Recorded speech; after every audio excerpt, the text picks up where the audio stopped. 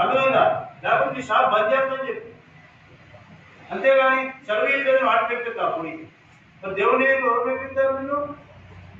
ఆ ఉద్యోగం లేనప్పుడు బతుకులే. మరి చాలా తక్కువ చేయడం చూసుకో. ఆదివారం కూడా ఎక్కడికి పోయే షాపులకు పోకూడదు. సువార్తకు రారు, సంక్రాంతి రారు, బైబిల్ స్టడీకి రారు, చివరికి ఆదివారం కూడా రారు. మరి భక్తి ఎందుకంట చెప్పు? ఎందుకు భక్తి? మనకి మన పవిత్రతను మనం కాపాడుకోవాలా. ఇది చాలా అవసరం. దానియేలు ఏం చేసినాడు? ఆయన చెరసాలలో వేసిన, నేను ముందు ముందు చెప్తాను. ఇంకా రండి, రెండవ మాట చూద్దాం. ఇప్పుడు ఒక కష్టం వచ్చింది. ఏంటి? ఆ రాజ్యంలో రాజు కలగన్నాడు, మర్చిపోయాడు.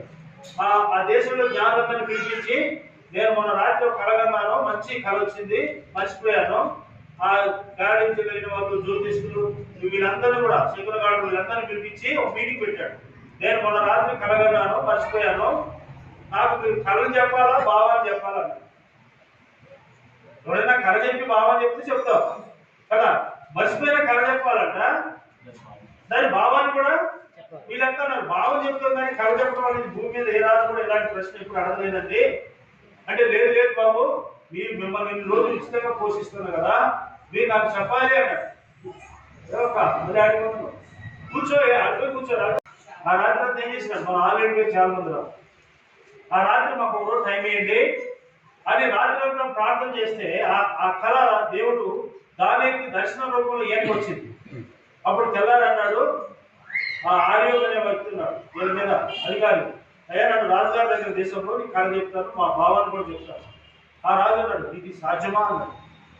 అయితే మర్మాలు బయలుపరచగల దేవుడు పరలోకి పొందన్నాడు, నేను చెప్తాను అని ఆ కళని, దాని భావాన్ని కూడా చెప్తే, రాజు ఇప్పుడు ఈయనకి ఏం చేశాడు తెలుసా? ఏనకు శాస్త్రాంగ నమస్కారం చేశాడు దానియేలుకి. అంటే ఇప్పుడు దానియేలు ఈ విధంగా ఎంత గొప్ప వ్యక్తిగా ఉండడానికి గల కారణం ఏంటి అంటే, మొదటిది, ఎటువంటి కష్టం వచ్చినా మనం చేయాల్సింది ఏంటండి? ప్రార్థన. ఇప్పుడు దానియేలు దేవుడికి ఎలా ఇష్టడైనాడంటే అక్కడ ప్రార్థన. ఇది రెండవ ఇందులో ఇంకోటి చూడండి. దానియేలు 6వ అధ్యాయం 10వ వచనంలో, నెల రోజులు ఆ రాజు పెట్టిన, ఏ రాజు అయినా దర్యావేషు, ఆ రాజు ఒక బంగారు ప్రతిమ 60 అడుగులు ఎత్తు, 6 అడుగులు ఎడలిపు. ఈ మధ్య అక్కడ 4 అడుగులు పెట్టినట్టు 90 అడుగులు ఎత్తు.